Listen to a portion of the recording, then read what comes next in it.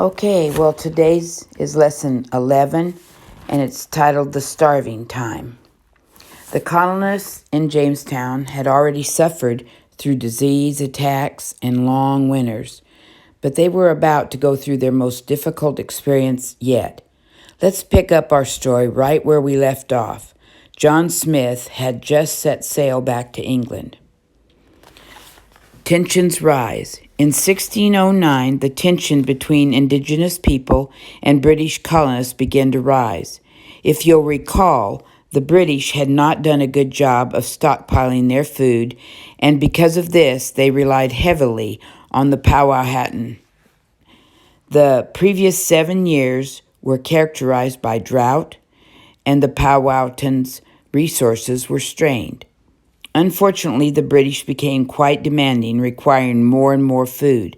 This led to disagreements and even violence between the two groups. That fall, the chief, concerned for the survival of his people, needed a plan. He knew they relied on his people for food, so he forbade his people from trading with them. He even gave orders to attack any settlers who attempted to trade for food. Those who left the fort to hunt were also in danger, and so the colonists, unprepared and without resources, found themselves trapped in their own fort at the start of what could prove to be a long, horrible winter. Things might not have been so bad had the plans of the British prevailed, but things don't always go as we plan, do they? In July of 1609, knowing the situation of the colony, the British had sent 9 ships stocked with much-needed food and supplies to get the colony through the winter, as well as more people to work and hunt.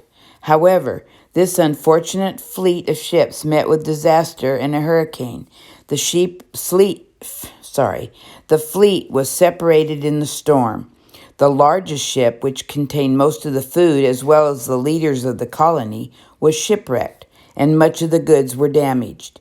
In August, a few ships arrived in Jamestown, but their arrival was likely met with heavy disappointment. Imagining counting the food and doing the math, hundreds of mouths all needing a certain amount of food each day, the careful planning, the rationing, the hoping, all leading to one conclusion: it wasn't enough. The starving time. As food supply in the fort began to dwindle, the settlers became desperate.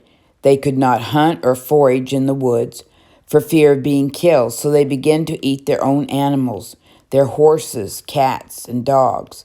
Can you imagine being so hungry that you would eat your own pet? We tend to do things we never thought we would when we are desperate. When the animals ran out, they turned to rats and mice. There is even a record of the settlers becoming so desperate that they began eating their own leather shoes. Starvation and disease took over, and the settlers began to die in great numbers. This was likely the moment they realized they would all die if they didn't do something drastic.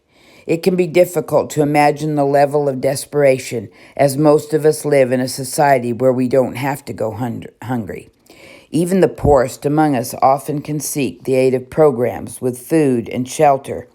However, even in our modern times, there are still those who live in these conditions around the world.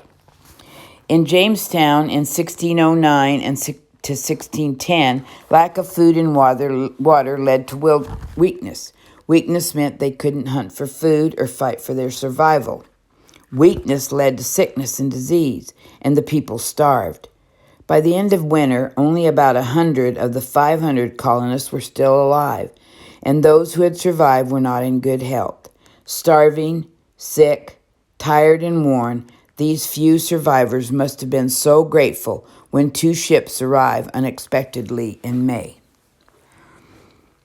On May 24, 1610, 2 ships, the Deliverance and the Patience, led by Sir Thomas Gates, arrived at Jamestown. Think about the names of those ships, how fitting. The settlers had been waiting so long for relief, for assistance. They needed patience despite their difficult situation, and deliverance To be delivered means to be saved. Quite literally, the people who remained were close to death, and the arrival of these ships meant they had been saved. Because the reports brought back to England had been so positive, those on board the ships had expected to find a healthy, growing colony. Instead, they were greeted by only a handful of people who were on the verge of death. Gates, who was intended to be the new governor of Virginia, decided to load them onto his ships and return to England. However, they didn't make it very far. As they were leaving the harbor, they were met by several other ships, which were led by Thomas West. West had been appointed the new governor of Virginia, replacing Gates, and he demanded that the ships turn around. Imagine how the colonists who had just survived such a harsh winter must have felt. They watched their friends die and practically starved to death themselves. Then they were rescued, and returning home when out of nowhere they were demanded to return to Jamestown. Thankfully, West came prepared with plenty of food and about 150 additional settlers, but this didn't seem to improve much of the tense situation between the settlers and the indigenous Indians. Upon his arrival, West demanded that the chief return all of the weapons and tools that had been traded for food. The chief refused and told the British to stay on the peninsula out of the territory or leave. Unable to establish peace, the conflict between the settlers and the indigenous Indians continued and eventually escalated to the state of war. During this time, West fell ill, and in March of 1611 he left Virginia. He was escorted back to England, but the settlers remained. With tension rising, the future of Jamestown was uncertain.